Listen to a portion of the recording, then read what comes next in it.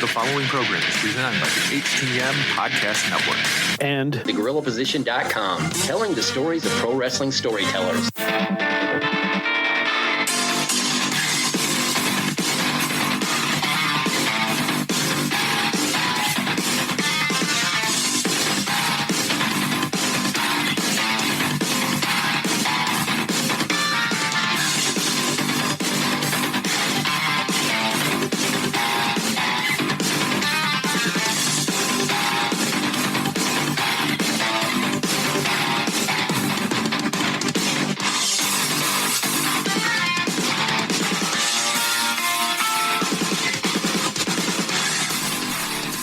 welcome to another episode of Turnbuckle Talk, powered by thegorillaposition.com and a proud part of the Roar Network. Presented by the Hitting the Marks Podcast Network. We're sponsored by collarandelbowbrand.com, where you can get 10% off when using promo code JKPodcast at the checkout. Also in partnership with hypecityvapors.com, where you can get 15% off all of your e-juice for your vape using promo code JKPodcast. We can be found on Facebook, Instagram, and Twitter by searching at TB Talk Pod. Listen to the podcast on Podbean, iTunes, Google Podcasts, CastBox, and all those other podcatchers out there. As always, I am Big Joe. And I'm Carl Carafel. All right, Carl, another week has come and gone in the world of professional wrestling, and there's quite a bit going on, especially when it comes to WWE and where they've been recently. So before we get to that part of it, they kind of announced their quarterly earnings. You know, as a publicly traded company, this is something that they got to do to their shareholders and whatnot to give everybody kind of the lowdown on what's going on with the company financial wise. Yes. And this time, the big number that stood out to me was their net income, which I guess is essentially the bottom line and the profit that they make. Compared to the last quarter, it is down 83%. That number is say that again? 83% drop. Wow. In net income. That is pretty alarming, Carl. That is. I mean, you take a huge conglomerate corporation like this, like to compare it. Let's say like you're looking at McDonald's, right? And if they lose 83% of their net income, what's going to start happening? Heads are going to start rolling, and stores are going to start closing. And we're going to see, you know, like instead of there being, 10,000 McDonald's, there'll be like 4,000 McDonald's, right? Unfortunately, that's something that can't be done within the WWE unless possibly you start cutting expenses with production and talent. Some shows possibly too, like maybe some of these, I wouldn't call them house shows, but they're kind of these pre-show type things like Superstars, Main Event, 205 Live, I mean, I think is already essentially dead. And then you just have to start streamlining and kind of cutting out some of this unnecessary crap, for lack of a better term. Because, I mean, this number, if not corrected, could mean some real trouble. So they need to kind of get their act together. And this has got to be something that Fox has got to be seeing, too, and wondering what they got themselves into. Because this is, when I saw this going through, like it leaped off the page, and I went, oh, boy. Very much so. Now, what does that net income include? Really, honestly, I don't know. Yeah. Does that include merchandise? Does that include, house for travel shows that they're doing, stuff like that? And when it comes to like the Superstars and, like those types of shows that they're doing, the Main Event and stuff like that, those are all being done, not really needing any more production for them because they're happening before or after a Raw or before or after a SmackDown. So making any type of cut there, I mean, is only going to piss off employees who are actually getting time on those shows, right? Yeah. This is really alarming and might be hard to come back from. Well, we'll see. One of the things that they may have to look at cutting was actually our next topic here, Carl. I actually sat down and watched the majority of the show. Crown Jewel over in Saudi Arabia. Did you get a chance to catch this show? I did not. Okay.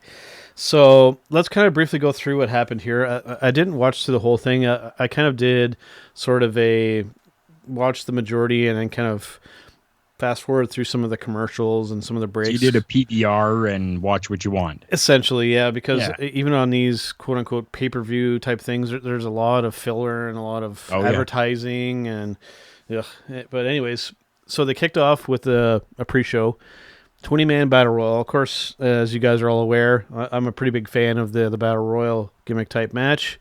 Yep. Nothing that special. It was about 12 minutes, which is relatively short for this style of match. And an interesting person over in this match, a Humberto Carrillo, ended up eliminating Eric Rowan to earn himself a United States Championship match versus AJ Styles later in the evening. So it was a cool little thing there. They put somebody over that I definitely wasn't expecting. Yeah, me either. Definitely, that is not something that I would have expected. Mm-hmm. Next up, to kick off the main part of the show, this was kind of surprising, but I kind of get at the same time, kind of knowing how things kind of panned out later. We had WWE Champion Brock Lesnar with Paul Heyman versus Cain Velasquez, who had Rey Mysterio with him. This match went all of 2 minutes and 10 seconds, Carl. And Yep. if you've had a chance to see, I don't know if you've had a chance to see any clips or anything. I guess I love the psychology, everything leading up to the match, the stuff afterwards. The actual match itself, hokey as hell, just garbage. When you have two guys in there that have previous UFC experience, I understand, but this was it looked like two wrestlers who didn't quite know how to it looks so hokey because you have two guys basically pretending to MMA fight when it's actually a wrestling match. It's a really weird dynamic, and it looked, as somebody who is a professional wrestling fan and who has seen a lot of MMA, it was really odd, for lack of a better term. Odd is the name of the game when it comes to this match. Just very strange. Yeah, it almost sounds as though like they were trying to show that it's professional wrestling and that it's not MMA. So they kind of went a little hokey and over the top to kind of make that discernation between the two, possibly. It was all just kind of punching and kicking in, and Brock ended up with a kind of a Kimura armbar to end the match. There was very little actual professional wrestling in this match. It just, for me, it did absolutely nothing for me. And I have a feeling, given the scenarios and whatnot, after this was done, Brock Lesnar was on his personal jet and out of the country.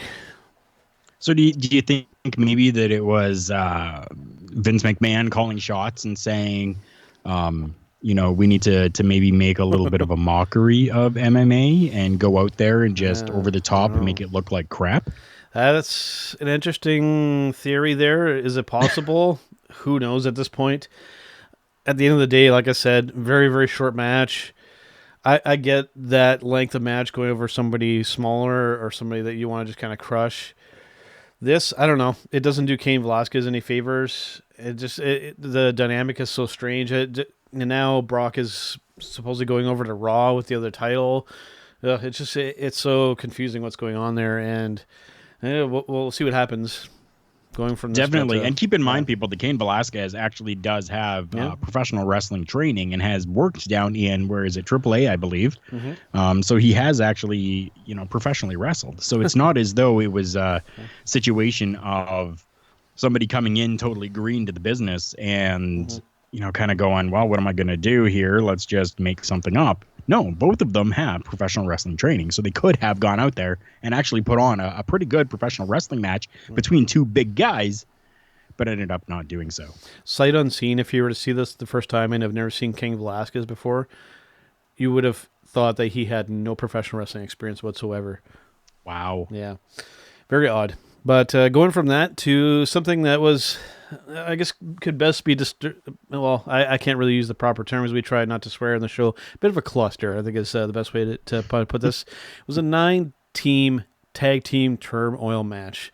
Yes. Oh boy! So here we go. We had at the beginning. I'm trying to sort through this because there's so much here of the teams. We had Lucha House Party involved in this. We had Kurt Hawkins and Zack Ryder. We had Robert Roode and Dolph Ziggler. We had Heavy Machinery. We had the B Team. We had the Revival. We had New Day, Viking Raiders, and the OC. And it was basically almost kind of like a gauntlet style type of thing. And Yeah, it gave all the tag teams a time to kind of do something. In about 32 minutes or so, OC getting the win, and it was a typical kind of tag team thing. Everybody kind of getting their spots in, getting a showcase for the crowd. Not much else more than that. Wow. And yeah, I mean, you got to figure there's 9 teams. That means that there's 18 people Yep. that are going to be in this match at some point or another. Time-wise, half an hour, maybe a little bit too long, but giving enough time for all of those teams to kind of showcase their big highlights that they do. Yeah, I mean, any time that you get more than 3, I would say, tag teams in a match together, you're going to have a huge mess. They had also with this too in a previous Crown Jewel event when Braun Strowman won. He won that belt. I forget what they even call that. With this, they won what was called the WWE Tag Team World Cup. And does this winning this entitle them to anything or whatnot? Really unclear. They didn't explain that at all. So this is a trophy that they won, and no word if it even means anything. Yeah, just a simple trophy that was made for them and put out there, and now they're being considered the best tag team in the world. Yep. Kind of like they did, last time with Shane McMahon being the best in the world, winning that other tournament. Now we've got the tag team side of it, and so now I guess the OC is the best tag team in the world. So we'll have to see how the OC can kind of maybe take that and make it into something. Hopefully Creative has a good idea of what they want to do with this whole thing. And maybe we can actually start to see a little bit more from the OC because, I mean, let's face it, an amazing tag team that's been kind of thrown to the wayside with absolutely nothing. So hopefully this is going to give them a little bit of something good. For sure. I mean, they were one of the best tag teams over in Japan with their time over there. And over here, it feels like such a squandered opportunity with both of these guys. And it could very well be the last time we see Machine Gun Carl Anderson over there in Saudi Arabia because his wife took to social media and said, "You're not going over there anymore. We were worried sick about you." So probably the last time you'll see him over there. Yes. And that's, we'll get to it, but that's not the only person to have said something. Absolutely. Going from that, we had Mansoor, which is actually a homegrown talent over there in Saudi Arabia, versus Cesaro in his capri pants. This went about 12 minutes, Carl, and it was a really good match. And this might seem like a little bit of a nitpick. What is it with Cesaro in his attire with these short capri style pants that he's wearing? It doesn't fit him at all. Just it looks so odd. It does. It's such a minor thing, probably to most people, and it seems insignificant. But when I look at that, I just go, "What are they doing with this guy?" Especially considering like how he's dressed and his appearance in the past has really made him look like a bona fide superstar. Yeah. This just really makes him look like an old man trying to be a teenager, right? Like that's the best way that I can describe it. Yeah. It's really just off the wall and really not very indicative of what Cesaro actually is, right? And I mean, I wish that they'd kind of just let him go back to, how he was as Claudio, right? Like he had the simple tights that were on him. He had the elbow pads, the knee pads, and that was it. And, you wanted to see what he could do. Well, you saw it in the ring. You didn't have to have some sort of attire to make him look like anything. Yeah. Going from that, we had, we've talked about this before. We had Tyson Fury versus Braun Strowman. This was really odd. Even just before the match started, Tyson Fury came out to this, I don't know if it was a song kind of by Aretha Franklin. It was one of these singers from before. And then he came out dressed in like Saudi Arabia attire and then took that off and he's just running like a tank top shirt and shorts. Like it was very strange, and it was another one of these ones where I feel so bad for Braun Strowman when it comes to all this because he ended up losing by count out in this thing because Tyson Fury knocked him out, and then Braun got counted out, and you see him walking up the ramp looking into the back area, like he didn't look back. You could tell just like he was like just pissed the fact that he had to do this. This guy has just been so damaged recently. They had really had somebody with this guy. They had a big powerhouse guy who actually got really good at wrestling and really stood out. And he's losing to celebrities who are boxers. I mean, just it boggles my mind. And it does mine as well. I mean, you take a look at Braun Strowman, and you should be seeing this guy who's going out there and being, as they've called him before, the monster among men, and really taking to that and just kicking ass and showing that he is the most dominant person in that business. And then you have something like this come in where I think Tyson Fury actually went to, and we don't normally get political on this show, but I think he actually went and took some pointers from Justin Trudeau on the attire for, this is how you should dress over in Saudi Arabia, which I saw photos of it, and it just looked totally ridiculous. Yeah. Like, are you Saudi Arabian? Are you like, do you have any type of background in that at all? And if you don't, why are you trying to dress like that and show that? It just makes absolutely no sense. It would be like you and I, Joe, going and going over to Japan and trying to do something over there, dressing kimoras or something, right? Like, it would look totally ridiculous. Yeah. So, I mean, on that, and then to have him lose, especially to have him lose by a count out, because, and I understand why they did it. They gotta, they paid this guy uber amounts of money, so they need to make him look good and whatever, right? And let's not try to hurt Braun Strowman too bad. Let's just have him knocked out and lose by a count out, not actually by a pinfall. I get that. I understand that logistics of it, but I still state that this match should not have even happened. Just a reminder for everybody, Tyson Fury was paid $15 million for this. And I almost threw up on my mouth just thinking about it. Yeah, it's totally ridiculous. I mean, WWE, come on. We talk about you guys all the time, and there are times where we're putting you guys over, and there's times where we've got some criticism for you. Where's our 15 million? Yep. Right? Like, I'll even 2 million, right? One for me and one for Big Joe. Come on. Yeah. And that would go to doing better things for your company and your brand than it would be to pay this guy $15 million, who's now going to go back and say, oh, yeah, I competed in the WWE and made $15 million, and now I'm not going to ever do anything with them ever again, and that money was just wasted. Again, we mentioned at the top, net income for the company down 83%, and this kind of crap here can't be helping that fact. So,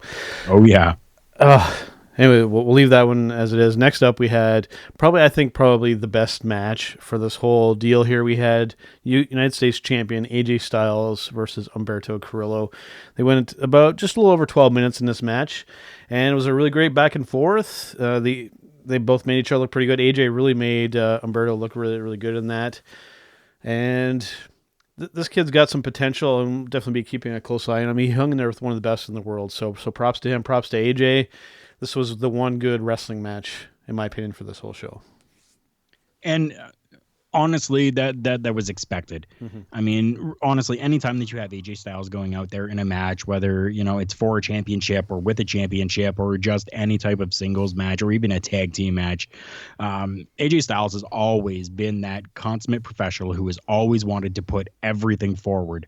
Mm-hmm. So, that's not surprising at all that AJ Styles had one of the best matches or the best match on the show, and especially for taking a younger talent, within the WWE, Humberto, and really making him shine as well. So kudos to both of those guys for going out there and putting on a phenomenal show. Absolutely. Next up, we had a match that's got quite a few people talking here. I got to say the reaction to this match has been pretty 50-50 from what I'm kind of seeing here. For the first time, we had women competing in a match in Saudi Arabia. We had Natalya and Lacey Evans facing off here. This was interesting because it very much felt like a very, and I think it's a Lacey Evans issue here, that just the match was very planned out, very rigid, very structured. It's got to do with Lacey. She's so rigid. She's not smooth in the ring. Like she doesn't know how to dance with her opponent, for lack of a better term. It's Natty carried her ass in that match, for lack of a better term, okay? And it was a good moment for women's wrestling, absolutely. It's not this big, huge thing that a lot of people are making it to be, oh, it's the first... this country is years and years behind. This is how women should be treated anyways, and the fact that they're making it, oh, we're so progressive doing this finally, and blah, blah, blah. It's a very small baby step. Let's be honest, folks. It was nice to see, but it's not this big world-changing event, okay, when it comes to this. Yeah, I definitely have to agree there. It's not anything that's going to, totally flip and change the entire society of Saudi Arabia. This was just a PR stunt that happened to make Saudi Arabia look better in the eyes of the rest of the world, saying we're progressive and we're allowing women to do this inside of our country now. And that's really all that it was. Yeah. Are we going to, see a professional wrestling company start up in Saudi Arabia that's going to be all women now? No, probably not. Are we going to see, companies start up and women allowed to wrestle? Probably not. This was only a PR stunt in my eyes. For sure.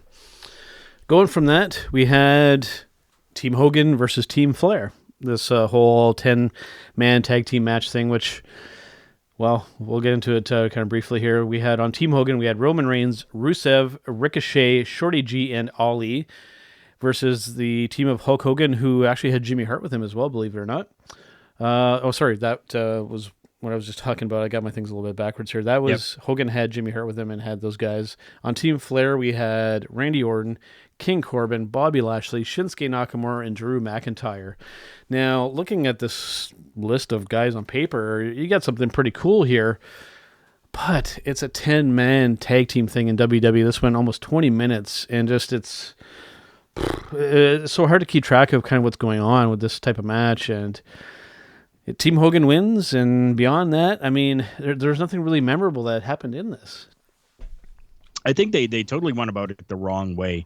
We're into November, and during November, what's the big show that happens for the WWE in November? Yeah, Survivor Series. We're looking Survivor Series. So why could we have not given people a little bit of a taste of Survivor Series by having this 5-on-5 with Team Flair, Team Hogan, and then showing people this is what you can expect out of a Survivor Series match, which, by the way, is our next pay-per-view for you to see. Yeah. So if you subscribe to the WWE Network, you'll get not only Crown Jewel, but Survivor Series for free for the first month. Right there, people would have been sold. They would have been like, yeah, cool, awesome. We're going to see a Survivor Series match.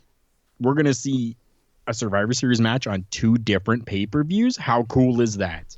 Right? So totally went about it the wrong way. Had they gone about it that way, I think they probably would have been able to maybe get a little bit more, subscribers to the network to be able to see Crown Jewel as well as Survivor Series, and given everybody a little bit of a taste of Survivor Series, which is coming up.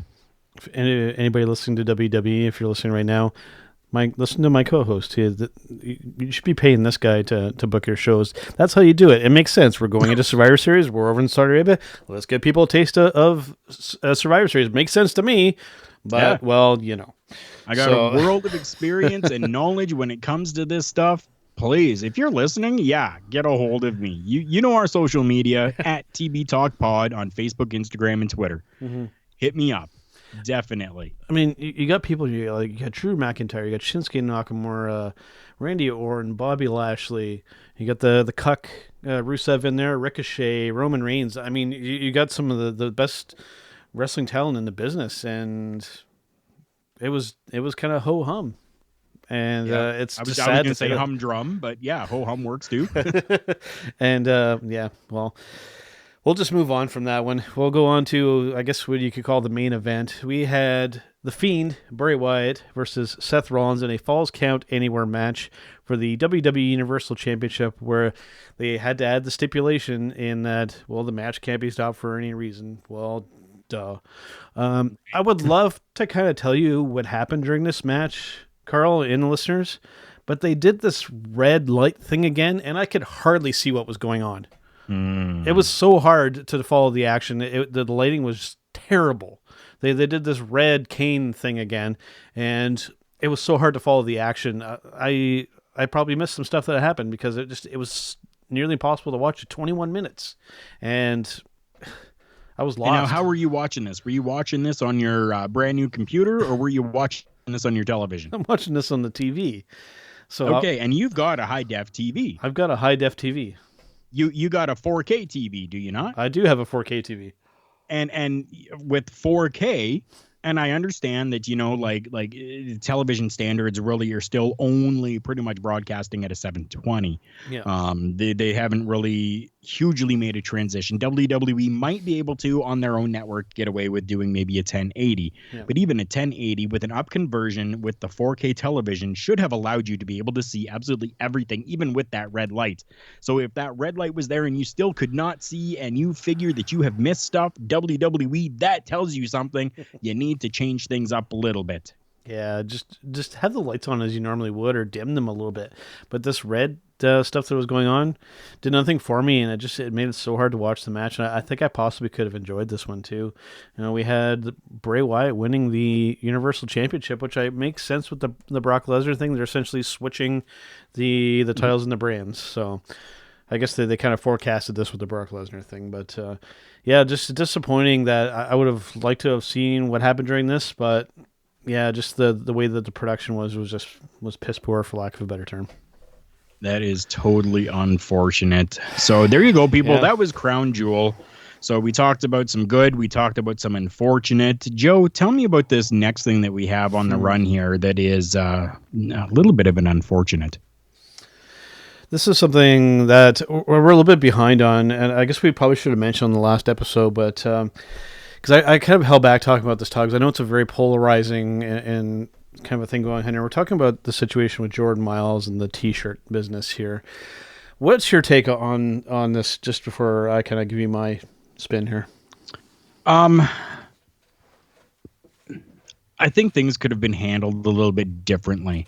Now, I understand that, like Jordan Myles wants to go out there and wants to kind of put a spotlight on maybe some backstage stuff that kind of goes on and maybe some,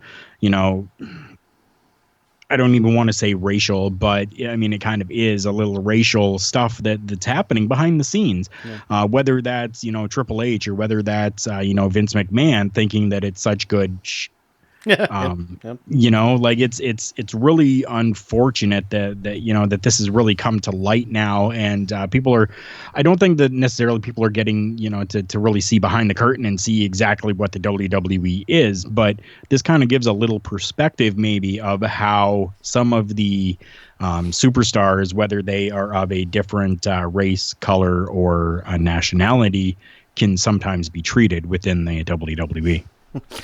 I mean, you just look at the people in that situation in the WWE. You have Asuka and Kairi Sane. They call the Kabuki Warriors. You have Shinsuke Nakamura, who kind of treated the same way. You have the New Day with the pancakes thing. You could really kind of dig and find, hey, that's kind of making fun of black people as well. Just people of ethnicity just seem to either get tossed to the side or they get turned into a laughingstock in this company. And it's really unfortunate, given that this is a worldwide company and they perform all over the world and they bring talent in from all over the world. And we're doing stuff like doing a blackface T-shirt for an up-and-coming talent. What are you guys thinking about? And I think it might have to do with... and again, we talk about this in different aspects of life as well, but I think it has to do almost with an older generation still kind of being and running things within the WWE. You go back into the 80s and you look in the 80s, right? Stuff like that happened all the time. Sure did. But it never really was you take Tatanka, you take, Yokozuna, although, Yokozuna was Samoan and not, Japanese or Chinese. He was, but they kind of still put almost that little bit of a foreign racial type of character to it, right?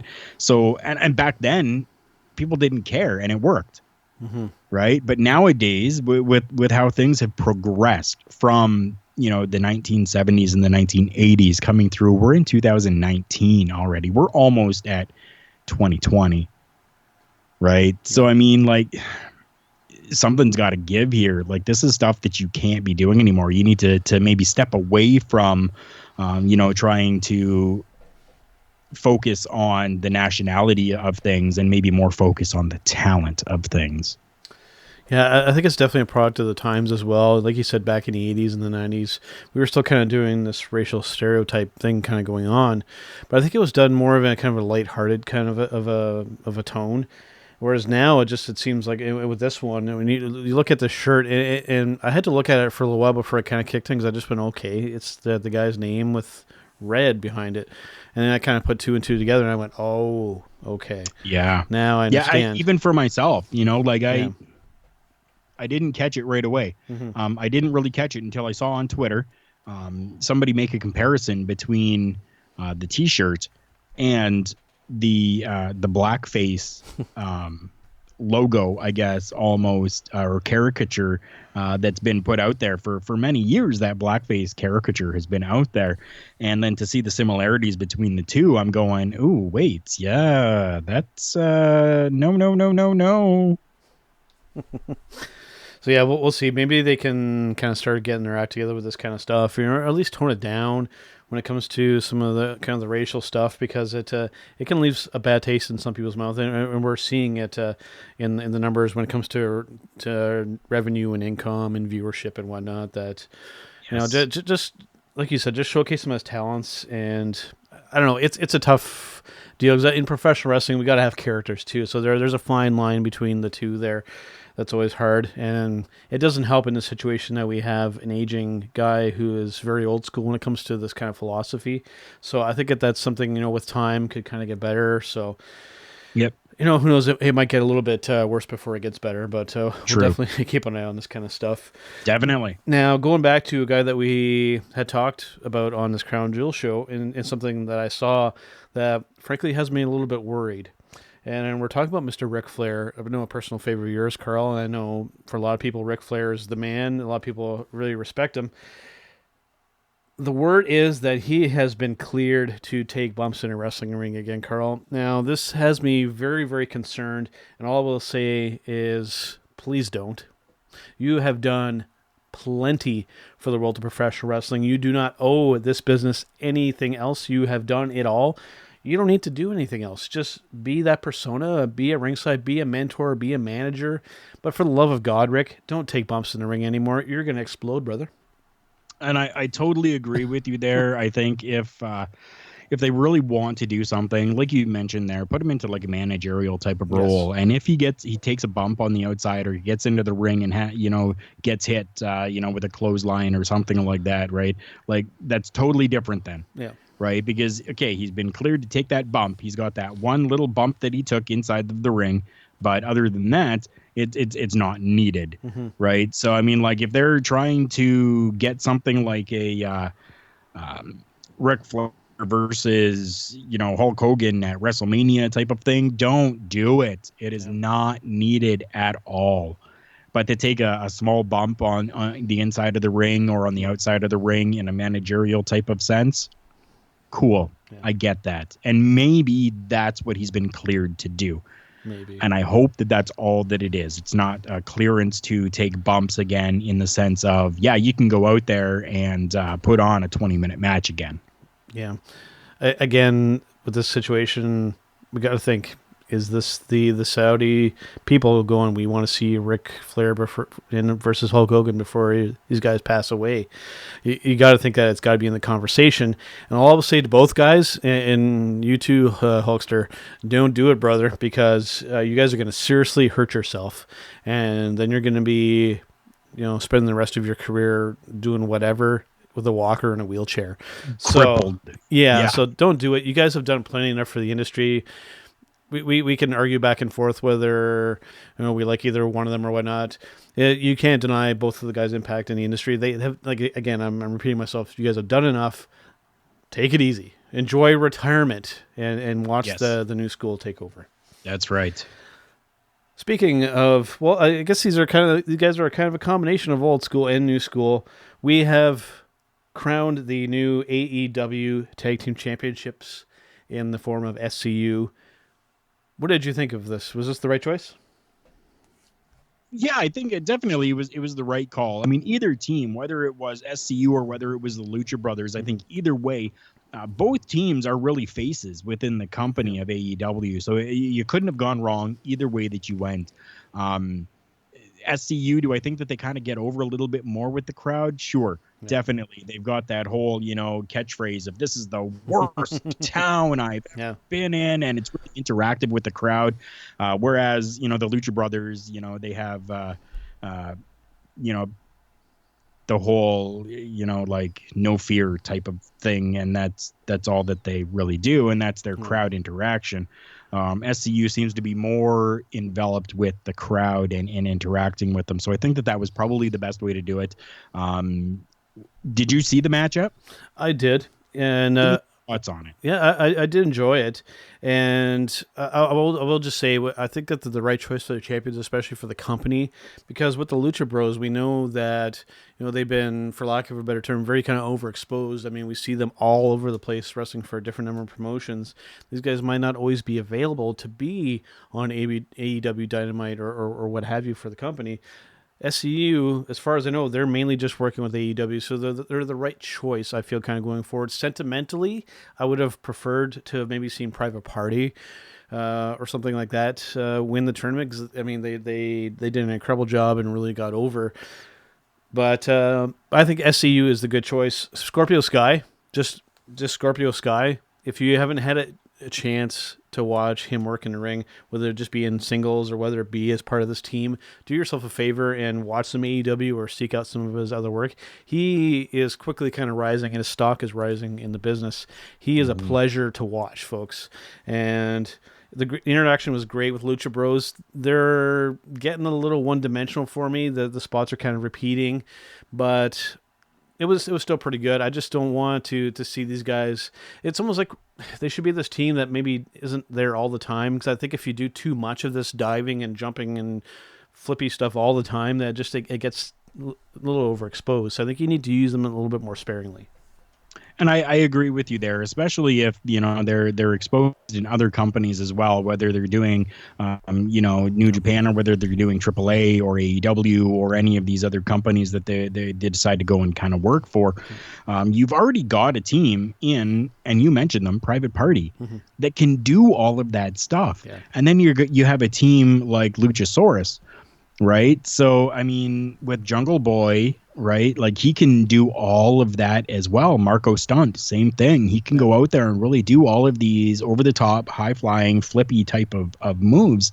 So you really don't need Lucha Brothers to be able to go out there and do that. So use them as a commodity for the show, right? So yeah, I mean, all in all, it was still a really good match. I was happy with seeing the match, but you're right, kind of the same things happening over and over again, and really not needed for that in a long-term sense. So putting the belts onto SCU, good idea. Now this opens up an opportunity for SCU to kind of work with some of these other teams that we've mentioned, and kind of help build them up a little bit more as well, because we got to remember they are the veterans in this company right now.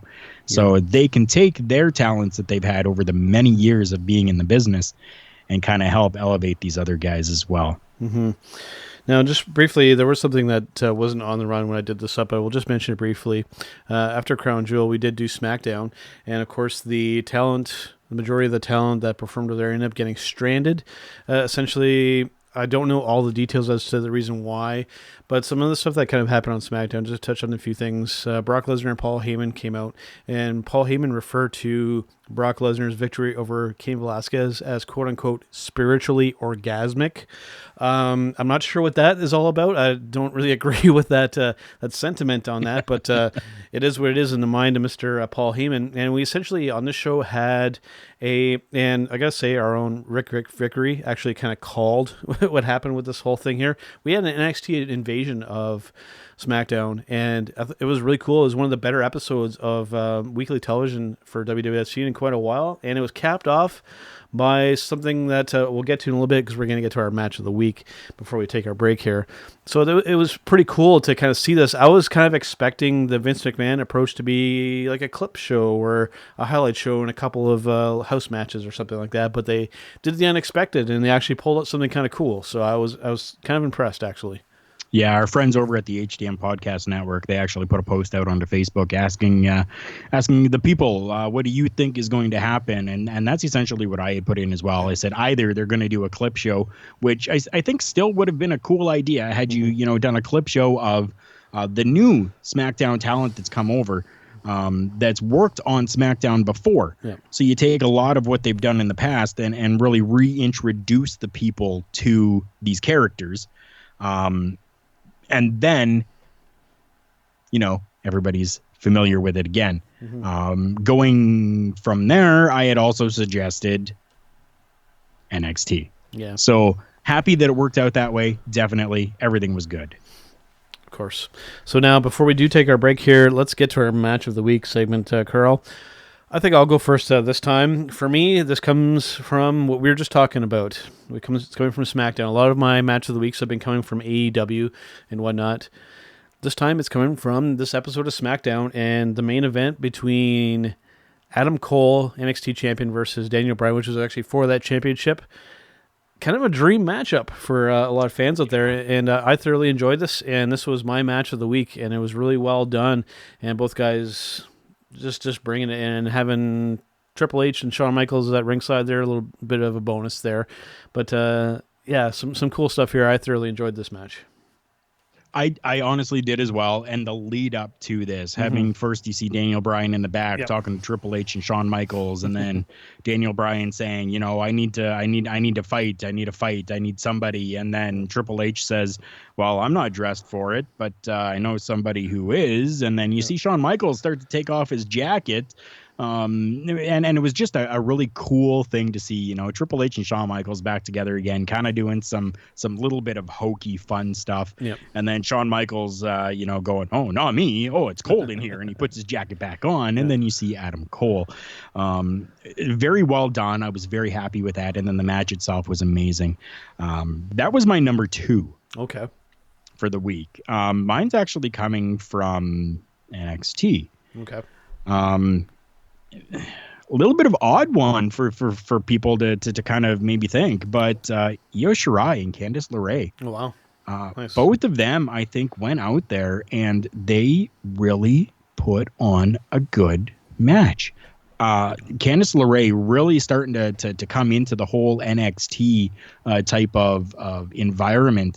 And we know that she's done stuff outside of NXT in the independent scene, but really kind of growing here in NXT. So to see her and Io Shirai go out there and do that match was just phenomenal for me. And there really wasn't a lot that I could nitpick about with this match. It just seemed really good. The two of them took their time and just put on a good show for me. Yeah, and they need to do more than that, or they need to continue with that kind of stuff, because with the NXT stuff, it's been kind of a little bit on the decline too, especially when it comes to viewership numbers. And I don't know if it's got the main roster stank on it, for lack of a better term, that's carrying over to NXT, and people are feeling the same way, or they're expecting the same kind of product. Still give NXT a chance, people. It's a better product than the main roster, frankly, and give it a chance. And I think you'll be surprised of what they actually got to show there, because they need a little bit of help over there, because it is a little bit on the dismal side right now. So make sure and tune into NXT, and I don't think that you'll be disappointed. No, not at all. Okay, Carl, we're going to take a brief break here. We're going to come back with our Showstopper segment, and this is a bit of an interesting week when it comes to this stuff here. And let's just say that this has to do with sensitive wrestling fans, and we'll go from there. So we'll see you in a little bit. This week's episode is brought to you by collarandelbowbrand.com. Visit collarandelbowbrand.com, where you can get 10% off everything at the checkout when you use promo code JKPodcast, including this week's featured item, the At Large t-shirt.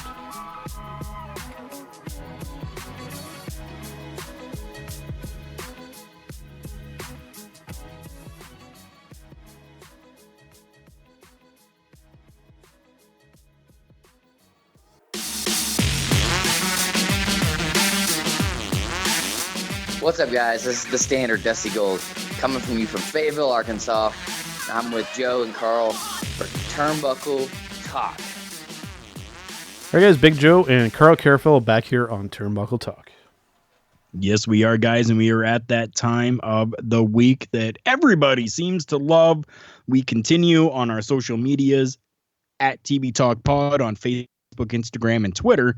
We continue to get feedback from our Showstopper segment. Yeah, and that's kind of where this topic stems from, was from social media here. And this has to do with oversensitive wrestling fans, especially when it comes to meeting these wrestlers, especially at wrestling shows and whatnot. And the talent that kind of specifically was named, because this was, I can't remember what wrestling Facebook page that this was taking place on, but it had to do with Mr. Nick Aldis, who's the current NWA World Champion. And it was a fan who was kind of commenting, saying, yeah, I had a chance to meet Nick at a show, and I tried to get his autograph, and he was being really, really mean. And he's like, oh, he's such an asshole, and blah, blah. I'm like, in my mind, I'm like, that's because he's basically playing a heel in the NWA, and he likes to stay in character, especially when he's at the shows. This is what he should, especially. This is what he should be doing. It's the NWA. That's what they're basing everything off of right now. They're basing everything off of this old school type of mentality when it comes to the world of professional wrestling, and trying to maybe bring back a little bit of that. Who is she? Kayfabe? Mm-hmm. Yeah. Trying to bring a little bit of that back to the industry. So definitely they have to stay in character. So, yeah, I mean, you just caught him in character. That's all that there was to it, right? So, I mean, you can't be upset over that. No. I mean, everybody can't be, this happy-go-lucky person all the time, especially in this industry when you're playing a heel.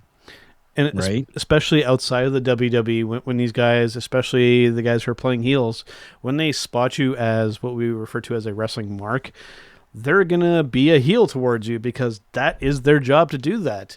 Even recently, from my experience at the Ring of Honor show in Toronto, I ran into Matt Taven.